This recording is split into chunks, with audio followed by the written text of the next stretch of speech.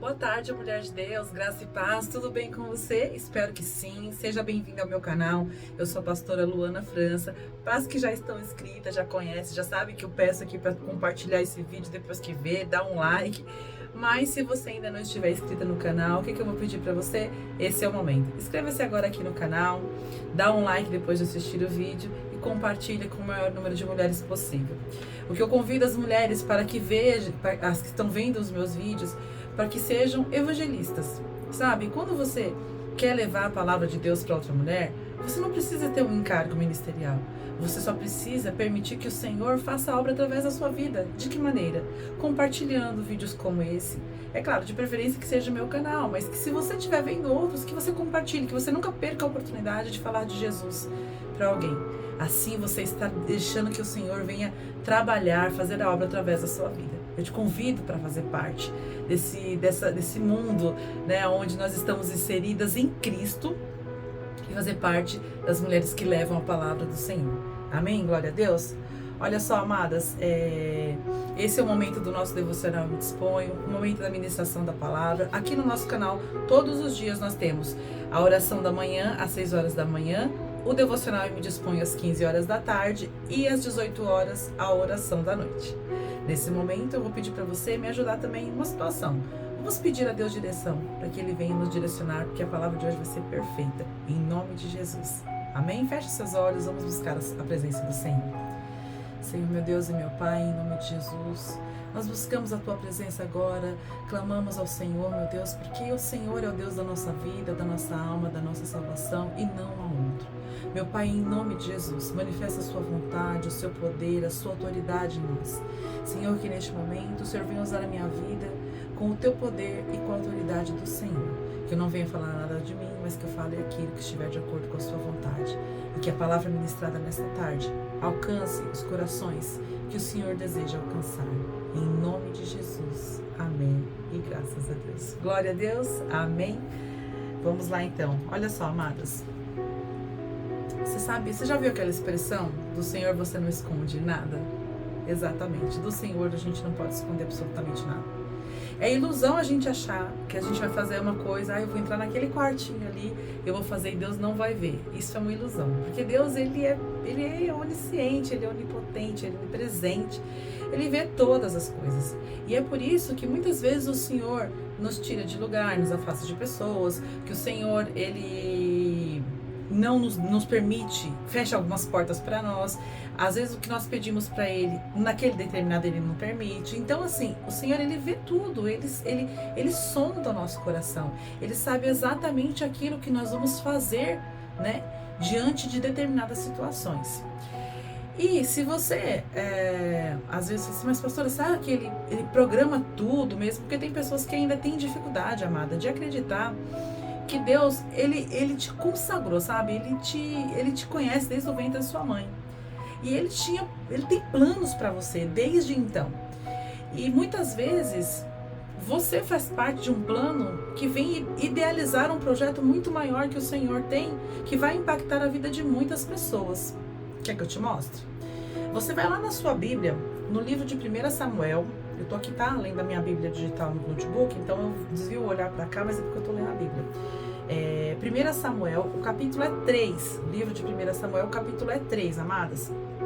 E a gente vai começar do versículo 1, a gente vai até o versículo 13, só para você compreender o que o Senhor está querendo nos entregar hoje. Eu vou ler para vocês. Se você não tiver com a sua Bíblia aí, não tem problema, eu vou ler para você. Deixa eu te falar uma coisa. Eu sempre falo aqui, sempre que eu tenho oportunidade, o Senhor me lembra e eu vou estar falando sobre isso.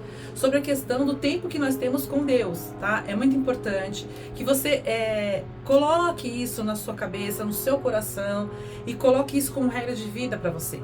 Porque muitas vezes a gente fala que crê em Deus, mas entre crer em Deus e ter vida com Deus, existe uma diferença, tá? Quando nós pronunciamos assim de fazer eu creio em Deus, eu acredito que Deus existe, significa que você está tendo uma vida com Ele, entendeu? É a mesma coisa de você falar assim, eu creio na pastora Luana, eu acredito que ela existe, mas isso não significa que você tem uma comunhão, uma vivência comigo, que você caminha comigo, entendeu? Por quê? Eu até postei no status do meu WhatsApp que eu achei assim muito interessante, uma imagem de duas estradas. Uma estrada estava muito cheia, muita gente caminhando, muito assim, sabe? Uma fila enorme, e a outra estava assim, um casalzinho lá na frente, uma senhorinha, pessoas bem distantes, mas assim, poucas pessoas, assim, tipo, 8 pessoas seguindo e do outro lado aquela multidão. E ele tava assim, ó, eu creio em Deus, eu obedeço a Deus. Quando a gente fala eu creio em Deus, muitas vezes a pessoa está se referindo assim, eu creio que ele existe, a pessoa, e ela acredita que ela crê porque ela quer que ele existe. Mas crer em Deus é você se submeter a tudo aquilo que você crê e ter vida com ele. Isso é importante, não é só acreditar que ele existe. Porque até o diabo sabe que ele existe. Só que nós temos que crer e ter vida com Deus. Quando na Bíblia fala, por exemplo, Noé andou com Deus. Noé, ele tinha vida com Deus. Em todas as ocasiões de vida dele, ele permaneceu fazendo aquilo que Deus o ordenava para ser feito. Deus mostrava para ele, faz isso dessa maneira. Ele conversava com Deus, ele tinha... E nós temos essa liberdade de fazer dessa maneira. Mas será que nós estamos fazendo mesmo? Será que nós estamos só nos deixando levar ou nós estamos nos posicionando? Entenda que o posicionamento diante de Deus é algo muito importante. Porque nos desafios diários, nas coisas que nós temos, nos é exigido que nós venhamos nos posicionar. Nos é exigido que nós venhamos tomar partido de alguma situação. Aqui é sim, aqui é não, aqui eu vou, aqui eu não vou.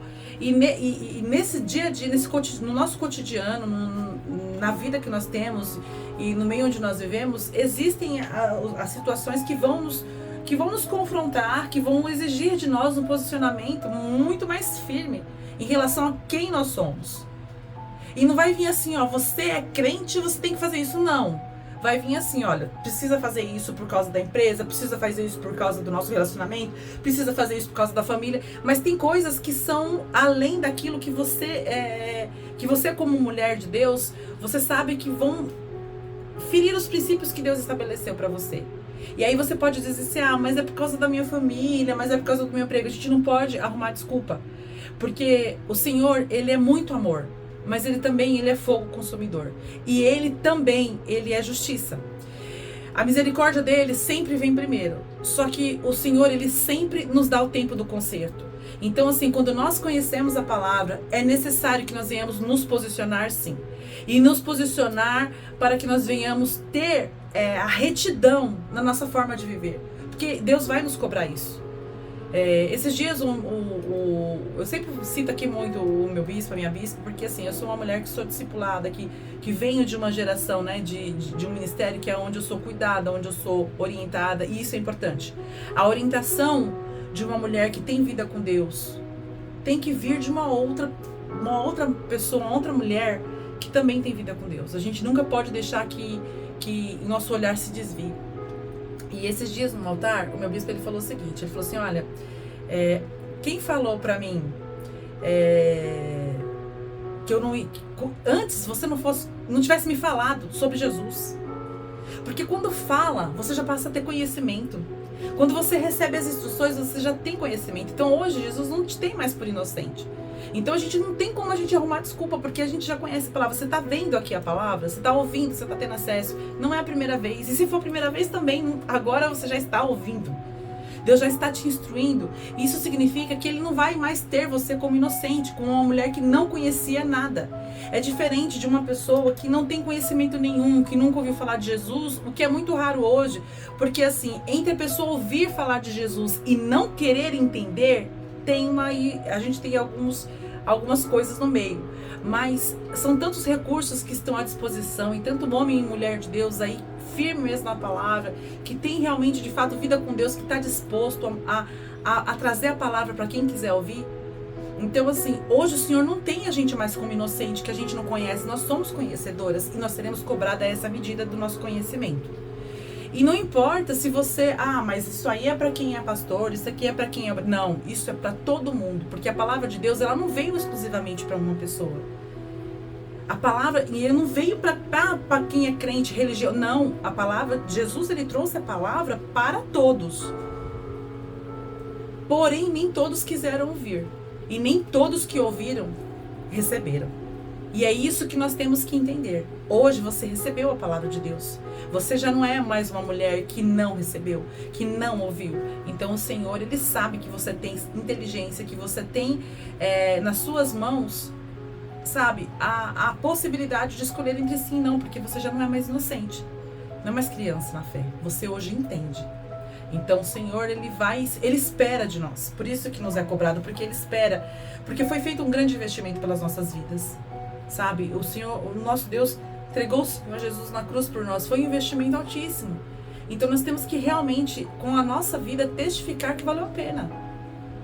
De todas as maneiras, a gente tem que tentar. Aí você fala, pastora, às vezes eu falho, às vezes eu tento, às vezes eu me pego fazendo coisas que... Glória a Deus que você se conscientiza, você volta atrás. Você se arrependeu, não comete mais, glória a Deus, porque o fato de nós conhecermos a palavra e de sermos mulheres que caminham com Deus, não significa que nós estaremos imunes aos tropeços das pedras que são colocadas no nosso caminho. Nós vamos tropeçar muitas vezes, mas entenda, nós não podemos tropeçar nas mesmas pedras. Glória a Deus. Então vamos lá, olha só. 1 Samuel, o capítulo é 3, a partir do versículo 1. Então, o livro de 1 Samuel, capítulo 3, versículo 1. E aí que eu ia falar, desculpa, que se você não tem a sua Bíblia, eu vou ler para você mais detalhe. Muitas mulheres, elas estão deixando, quando sobrar um tempo, eu ouço, quando sobrar um tempo, eu busco. Não, você tem que ter um tempo de vida com Deus. Você tem que ter uma vida de qualidade com Deus, uma vida regrada, uma vida que você impõe, que você não abre mão, que você não deixa de lado, que você não vai, sabe, é inegociável, você tem que ter, porque você levanta de manhã, você toma café, você almoça, você janta, você precisa se alimentar fisicamente, né? Assim, quem não se alimenta fisicamente começa a ficar doente, a imunidade baixa, alguns adquirem anemia. Imagina um espírito com imunidade baixa, imagina um espírito anêmico, gente, é assim que fica um ser humano quando ele não tem vida com Deus. Então nós temos que alimentar a nossa vida com Deus. Eu estou falando, gente, é claro que eu estou expressando para você entender que o espírito, ele precisa ser alimentado da palavra, do ouvir, da busca, assim como o nosso corpo físico também precisa de alimento. Então nós temos que entender que a vida espiritual, ela é extremamente importante e ela precisa ser cuidada, renovada e ampliada a cada dia. Glória a Deus. Vou começar a ler, senão... Olha aí. O jovem Samuel servia ao Senhor perante Eli. Deixa eu só abaixar um pouquinho, porque eu acho que o fundo de oração está um pouco alto, né? Estou tendo essa impressão. Deixa eu baixar só um pouco para não ficar muito volume. Acho que agora está melhor. Vamos lá, a palavra do Senhor. E o jovem Samuel servia ao Senhor perante Eli, e a palavra do Senhor era de muita valia naqueles dias. Não havia visão manifesta. E sucedeu naquele dia que, estando Eli deitado no seu lugar, e os seus olhos começavam a escurecer, pois ele não podia ver, ele já estava muito velho. Só queria que vocês prestassem muita atenção nesse primeiro versículo. O jovem Samuel serviu ao Senhor perante Eli, e a palavra do Senhor era de muita valia naqueles dias, não havia visão manifesta. Então assim, as pessoas, naquela época, a palavra do Senhor era muito importante, e não eram muitos que tinham o dom de receber a palavra diretamente de Deus, porque estava começando a iniciar uma fase crítica entre Deus e aquele povo, diante da idolatria, diante de tudo que aquele povo já vinha cometendo, porque estava se esquecendo da comunhão com Deus. E sucedeu naquele dia que, estando ele deitado no seu lugar, e os seus olhos começavam a escurecer, pois não podia ver, e estando também Samuel já deitado, antes que a lâmpada de Deus se apagasse no templo do Senhor, antes, onde estava a arca de Deus, o Senhor chamou Samuel e disse, ele disse, eis-me aqui. O Senhor chamou Samuel e ele disse, eis-me aqui. E ele correu, no versículo 5, e disse para o sacerdote Eli, eis-me aqui, por que tu me chamaste? Mas ele respondeu para Samuel, eu não te chamei. Torna a deitar, e ele foi e se deitou, primeira vez. E aí no versículo 6, e o Senhor tornou a chamar outra vez a Samuel, e Samuel se levantou e foi até o sacerdote, e perguntou, eis-me aqui, por que me chamaste? Ele disse, eu não te chamei, meu filho, torna-te deitar. Samuel então ainda não conhecia o Senhor, e ainda não tinha sido manifestada a palavra do Senhor a ele. E o Senhor, pois, tornou a chamar Samuel pela terceira vez. Ele levantou, foi até o sacerdote disse para ele, aí então o sacerdote entendeu que era Deus que estava chamando Samuel. Porque aí Eli disse, no versículo 9, vai te deitar. E se te chamar, você dirá, fala, Senhor, porque o teu servo ouve. Então Samuel foi e se deitou no seu lugar. E aí o Senhor veio, pôs-se ali, se colocou ali e chamou, como das outras vezes, Samuel, Samuel. E aí ele respondeu, fala, Senhor, porque o teu servo ouve. E disse o Senhor a Samuel, nossa, até me arrepiei, gente. Eis que vou fazer uma coisa em Israel, a qual todo o que ouvir lhe tirarão ambos os ouvidos. Naquele mesmo dia suscitarei contra Eli, e tudo quanto tenho falado contra a sua casa começarei e acabarei. Porque eu já lhe fiz saber que julgarei a sua casa para sempre, pela iniquidade que bem lhe conhecia, fazendo seus filhos execráveis não os repreender. Amadas, até aqui. Por que eu comecei falando? Lembra que eu comecei falando para vocês assim, ó, de nada a gente não pode esconder nada de Deus. Por quê? Porque Deus ele tem propósitos para nós, e os propósitos de Deus, eles vêm também associados àquilo que Deus tem como plano para várias pessoas. Então, muitas vezes, desde o ventre da sua mãe, o Senhor ele já tinha um propósito para você, e não importa qual caminho você vai trilhar, ele vai te levar a esse propósito, porque esse propósito ele vai impactar muitas vidas. A gente ouve falar de Samuel como um profeta. Ele foi o profeta que ungiu o primeiro rei de Israel. Ele foi gerado para ser um profeta de Deus. E ele tinha vida com Deus desde o ventre. Então, assim, a mãe dele, ela fez a promessa, fez uma aliança com Deus. Deus permitiu o nascimento de Samuel e Deus já tinha um propósito para ele. A Bíblia não relata exatamente a idade, mas pelas pesquisas que eu fiz, aparentemente ele tinha entre 3 e 5 anos quando ele foi entregue para o sacerdote Eli, para que ele fosse educado e conduzido para ser um sacerdote do Senhor. E aqui fala que o jovem Samuel servia o Senhor perante Eli. E quando ele fala com Samuel, Samuel não entende que era Deus, porque ele ainda não tinha sido instruído da maneira que o fizesse compreender que era Deus o chamando. Ele achava que era o sacerdote Eli. Então, naquela época, a primeira vez que Deus chamou Samuel e que ele não entendeu que era Deus,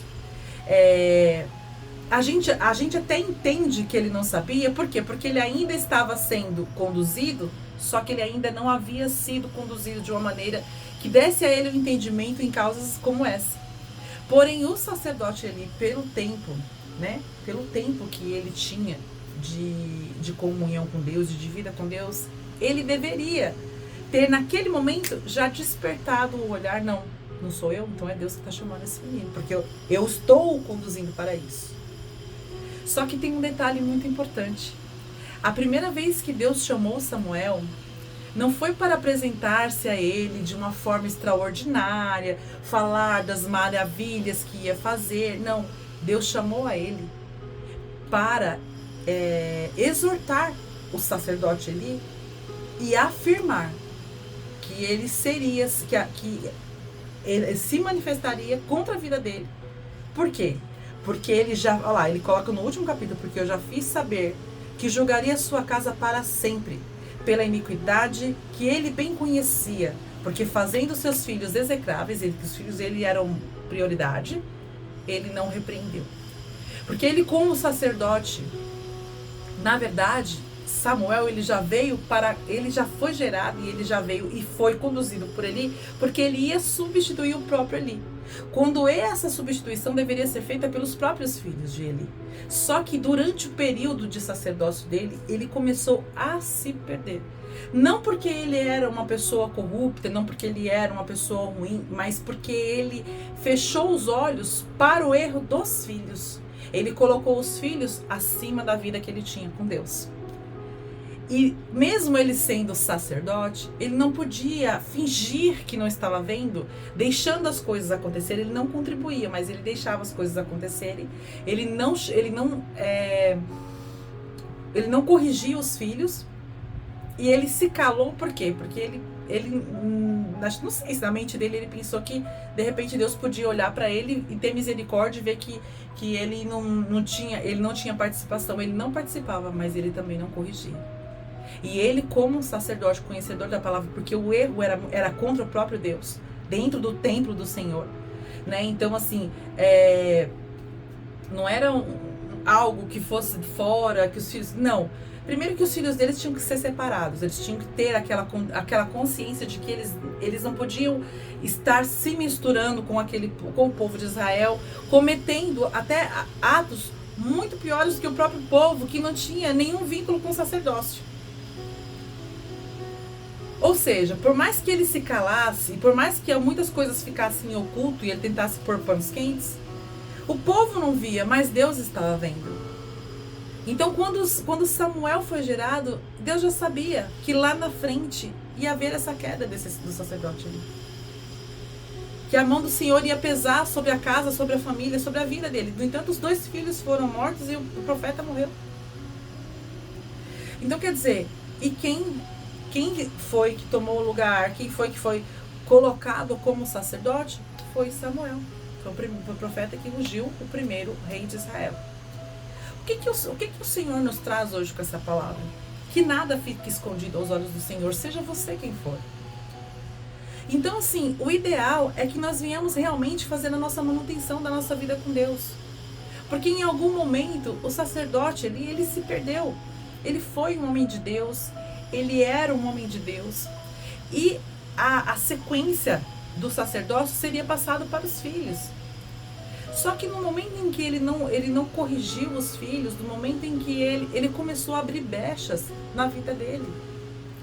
O que nós não podemos, amada, é começar tudo muito no espírito e terminar na carne, como dizia o apóstolo Paulo. Porque o que mais Satanás quer é justamente isso, porque a gente está no espírito hoje, mas ele quer nos tirar, ele quer fazer com que a gente entre na carne. Então, nada, nenhum lugar, nenhuma pessoa deve ser superior a Deus na sua vida, deve competir com Deus na sua vida, não. Sabe, nós amamos os nossos filhos, nós amamos o nosso marido, os nossos pais, os nossos irmãos, mas nós temos que entender que o Senhor ele tem que ser prioridade nas nossas vidas. E que se for necessário corrigir um filho, que nós venhamos fazer o certo. Sabe por quê? Primeiro, porque é a ordenança de Deus. E segundo, porque quando você se submete à vontade de Deus, mesmo quando a sua carne grita em dor, você pode ter certeza que o Senhor ele não vai deixar de honrar a sua vida por isso. O Senhor ele está vendo, porque ele sente, ele passa pelas aflições junto com a gente. Então, no momento em que você tem que corrigir um filho, que para você é aquela dor terrível, quando você sabe que você tem que dizer não naquele momento, quando você tem que entrar com as palavras duras, o Senhor ele honra a sua vida, manifestando a graça sobre a vida daquele filho, sabia? Às vezes a pessoa fica com medo de dizer não, porque meu filho Deus vai entender. Amada, deixa eu te falar uma coisa, Deus entende, quem entende é Satanás. Ele está torcendo para você fazer contra, mesmo que é para poder abrir a brecha que ele precisa para entrar. E muitas vezes, se você não cede com a desculpa do amor, porque é meu filho, porque é meu marido, porque é meu pai, não vou fazer isso. Se você não cede, mas se você prioriza aquilo que Deus te ordenou para que fosse feito, ele vai te honrar de uma maneira ou de outra. E isso eu estou dizendo porque eu sei, eu tenho vida com Deus. E eu já passei por situações que eu tive que corrigir filho com uma palavra dura que saía de dentro do meu peito. E depois eu entrei no meu quarto, firme assim, com um nó na garganta que tá lembra comigo. Porque a gente passa por todo mundo tem luta. E aí eu entrei no meu quarto assim, porque eu fui dura na palavra, pedi perdão para Deus porque eu senti dor de derramar aquela palavra sobre a vida da minha filha. Mas depois de um tempo, eu vi Deus agir na vida dela. Eu vi Deus fazer na vida dela, vi a misericórdia de Deus sendo derramada sobre a vida dela. O que talvez não fosse possível acontecer se eu tivesse fechado os olhos para as atitudes, para as palavras que ela tinha falado, para as atitudes que ela tivesse feito, e tivesse deixado correr solto, porque eu não quero entrar em atrito, porque não, eu fui firme. Porque não, porque tá errado, porque isso é contra Deus, porque Deus não gosta disso, porque Deus não faz. E tem que ser muito claro.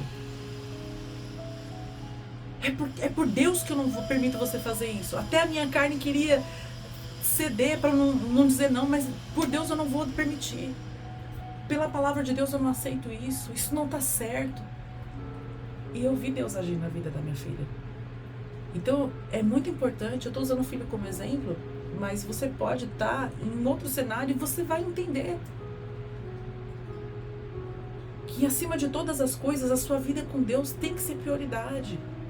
E se você é uma mulher que tem vida com Deus, você sabe que tem coisas que você não pode fazer, que tem lugares que você não pode entrar, que tem relacionamentos que você não pode continuar, que tem coisas que você não pode, palavras que você não pode pronunciar porque a nossa boca é profética.